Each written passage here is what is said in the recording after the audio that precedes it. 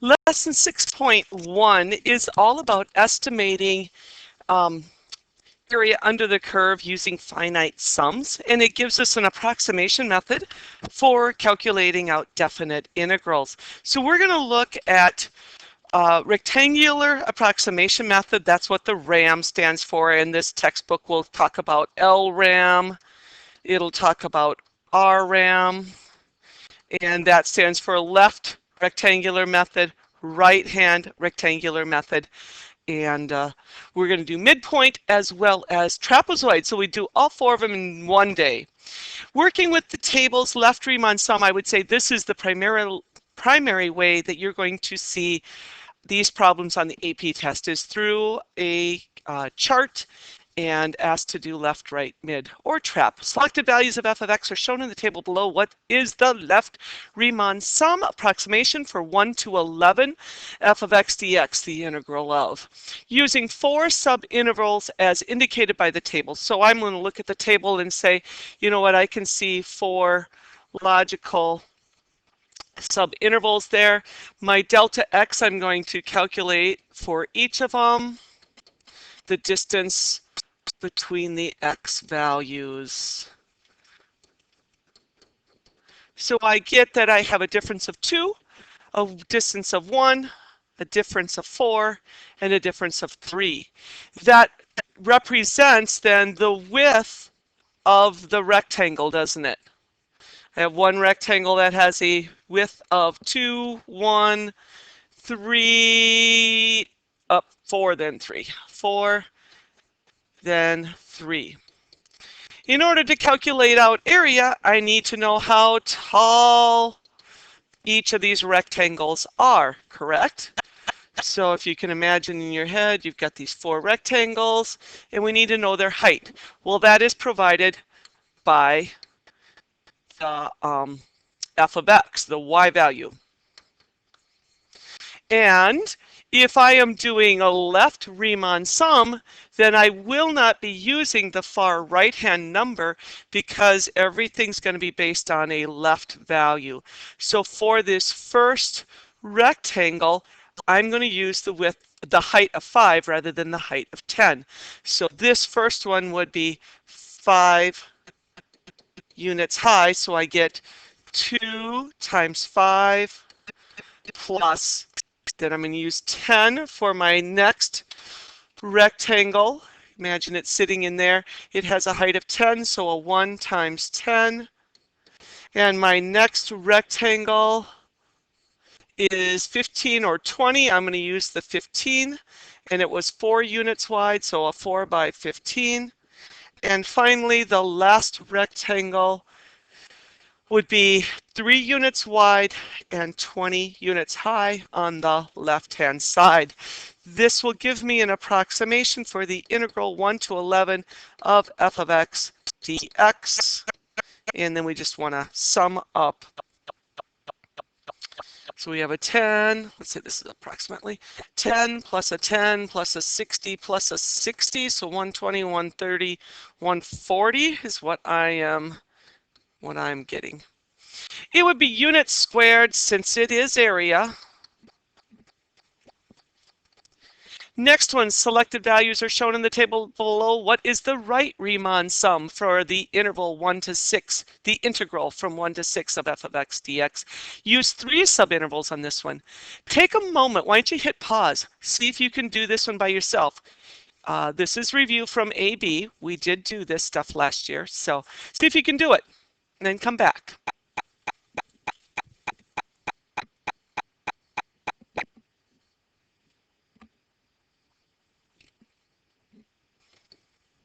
Okay, so I set mine up. I looked for my intervals, and I had a width of 1, 1, and 3.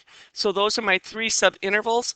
Now I just need to use a right-hand method, so I knew I was not going to use my left. I'd have 1 times 11 plus 1 times 6 plus 1 times 3. And then I just need to get my values. 11 plus a 6 plus a 3, 9, and 11 make 20. So we have 20 square units. The next one, f of x is shown in the table, the midpoint Riemann sum approximation 4 to 10 using 3 subintervals indicated by the table. With midpoint, I know we need a middle value. So when I stretch for my delta x, I know I need to have a number in the middle. So you will always span over a value to keep it in the middle. It doesn't necessarily mean it is exactly in the middle. Sometimes, like this one, it does turn out that way, but we just need some value in the middle. Now, we still need our delta x, so let's go through and calculate delta x. I find that midpoint is the one that people have the most difficulty with. So 6 minus 4 gives us a width of our x's at 2. And it looks like this one is 2, and it looks like this one is also 2. Nice. The height that I want to use is the height in the middle. So we were stretching over this. I'm going to use the middle value. Middle value. Middle value. So that is the height that we will use. Since our delta x is all the same, we could have our delta x times the f of x plus the delta x times an f of x plus a delta x times f of x. But in this case, our delta x is all the same. So I'm just going to bring the 2 out front and then add up those 3 heights. And that's going to do an approximation from 4 to 10 of f of x dx. And math-wise, we have what, 21, 31, double 31, and we're at 62 units squared. Working the trapezoidal method, this one is describing the integral from 0 to 13 f of x dx.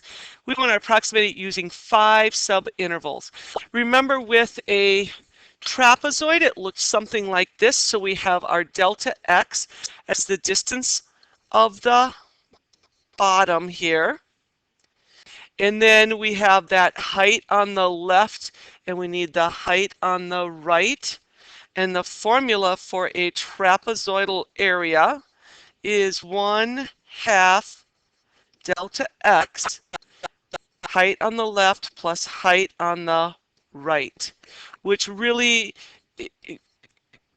for geometry, was 1/2 h plus base 1 and base 2. So I want to swing this around. And in old times, in geometry, we would have called this like base 1, base 2, and the distance between the 2 bases as the height of our trapezoid.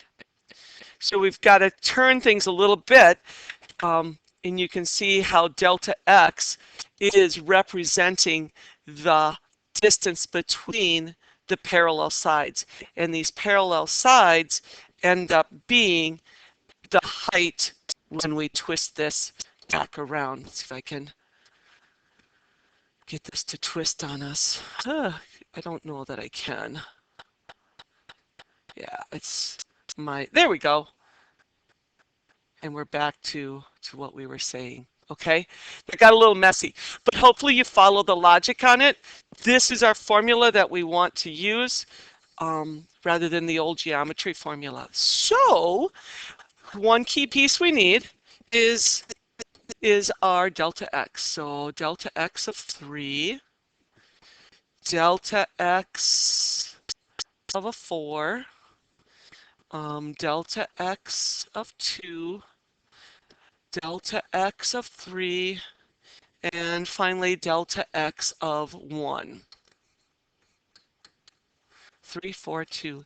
Now, I am going to do that estimation. The integral from 0 to 13 of f of x dx will be 1/2, let's do it in blue, 1/2 delta x, which is 3 for the first trapezoid. Height on the left is 12, height on the left is 14.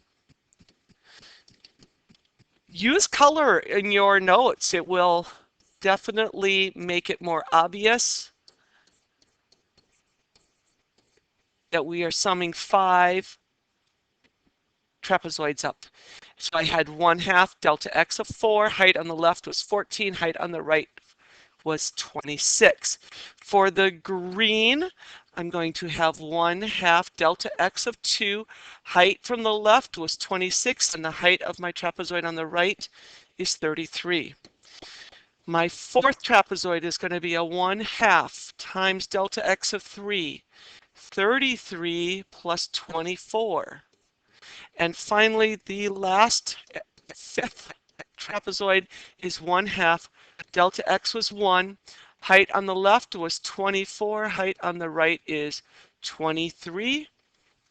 And then I would go through and calculate each of these individually, which I hope I have. I came up with a 39 plus an 80 plus 59 plus 85.5 plus 23.5 for a grand total of 287 units squared. Trapezoids are the ones that people do have trouble with. I would say the most common one for the AP to ask is trapezoid and midpoint. So make sure you know how to do those two. Working with trapezoidal sums, what if I am not given a table and I'm just given a formula? In this case, we have an exponential formula. If 3 subintervals of equal length are used, what is the value of the trapezoidal sum from the integral 3 to 4.5 of 2x, 2 to the x dx? How am I going to calculate this out? So I would probably just go ahead and get a chart set up. I want 3 subintervals, so I need 4 numbers in my chart so that I get 3 subintervals, and I'll have x and I'll have f of x, and I want them to be equal length. So if I want equal subdivisions, I can take the distance, the total distance, which is 4.5 minus 3, and divide it by 3. And that will give me delta x's that are all the same. And it looks like we'd have, what, 1.5 divided by 3. So our delta x's should be a 0.5. Last year we talked about this formula of b minus a divided by n, where n was the number of subintervals. And the a and b came off of our integral. So the bounds of the integral were a and b. N was the number of subintervals. Okay. Well, let's plop some numbers in here. We are starting at 3. The next one will be 3.5, 4.0, 4.5. Now I need to get values of those. And it's going to be 2 to the third, which is 8. 2 to the 3.5, and I would keep these numbers in my calculator. We need to have 3 decimal places of accuracy when we are completely done. So that means we need to extend beyond 3 decimal places. I would write down 4 or 5, but better off just even keeping these numbers available in our calculator so that we can copy and paste them. So those are the numbers I got when I put 2 to the 4.5, 2.2 to the fourth, and so on. Now, it is, what were we doing? A trapezoidal sum. So back to that big calculation. I'm going to clear this off just to get a little more space to work here. All right, so the integral from 3 to 4.5 of 2 to the x dx can be approximated using a trapezoid of 1/2. Now, all of these did stay consistent, didn't they? Delta x was a 0.5. And if you want, we can do the fast method. So I'm going to put my delta x here. Whoops, not to put my delta x there. And then I'm going to use the heights. It was one height from the left, and then I'd have an 11.3137 and 2 of those. Added with 2 of 16 and 1 of the 22.6274. If you remember, we had that fast formula. It was 1 and then plus 2 plus 2 plus da da da da until we got down to the last one, and we'd have 1 of each of those heights. So that's what I was using. It is that when I get a trapezoid, I use the height on the left and the height on the right. And then the next trapezoid, let's say this is our next trapezoid, height on the left, height on the right. And you'll notice that we use the 11.3137 twice. And for this last trapezoid, it would reuse 16. Now it's a height on the left instead of a height on the right. So 16 gets double used, and then the last is only a height on the right. So that's where that formula comes from. If it makes sense to you, it is a time saver. And I got an answer of 21.3137. The AP would accept a 21.313 or a 21.314, and it better be one of those two, or you will not gain the point for the accuracy on the final answer. All right. Writing integrals with summation limits. Using summations with limits. What will be the width of these rectangles? Well, there's my A, there's my B. So I know my bounds. 16 subintervals of equal length are used to write a summation. Whoa, 16, that's a lot. All right, so since they are equal, I'm going to do the B minus A over number of intervals calculation. So I'm going to have delta x equals, my B was 10, my A was 2, my number of subintervals was 16. This is n. And that gives me 8/16 or 1/2 unit wide. What will the height of the rectangles be? Well, that's where this stuff gets a little tricky. And I am just looking. The height of the rectangles, we were starting at 2. So this is a 2 here. What is the height of the rectangle if I were in a right Riemann sum? That height would be 2. I would put it into my function f, and I'm going to evaluate it at 2 plus some distance here. And if I'm on the first rectangle, I would be 1 unit over, so I'm going to say plus 1k times 1/2.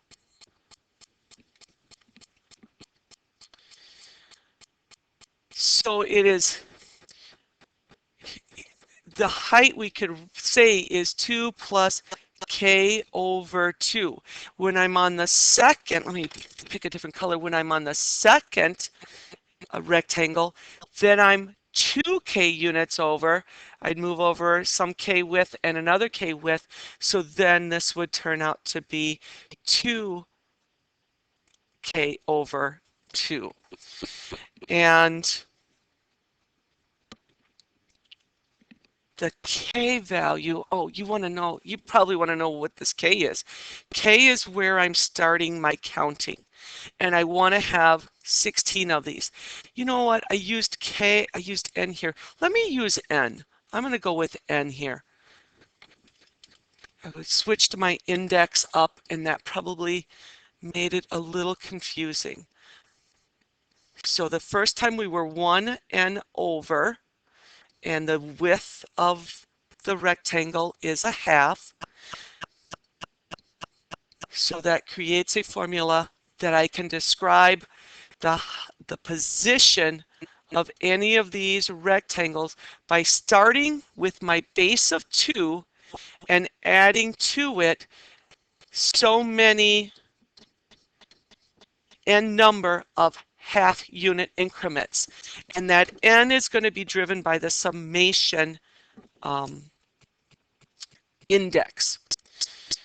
If you remember how summations work, if I were to add up n items, the first go through its 1, then and the counter moves to 2, then the counter moves to 3, and I do this work until I reach 16. So that's what a summation does and how the index functions for us. That's a very simplified example of a summation.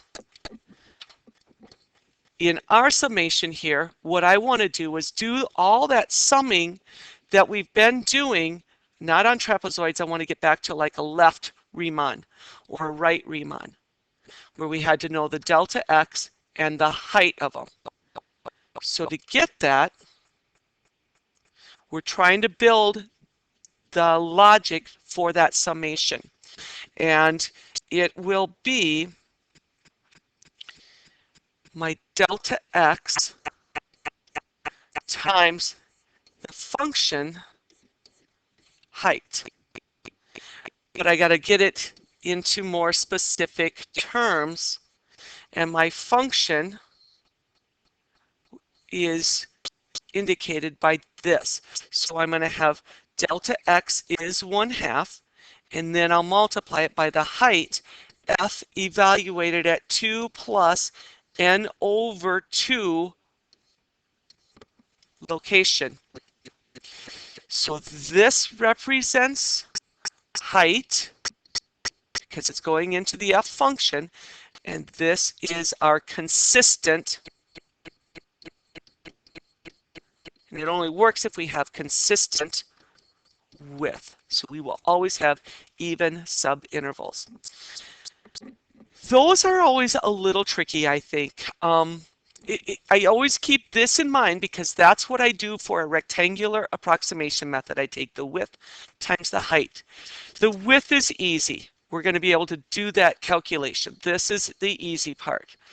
Gathering the height is the tricky part. But it's really just the formula,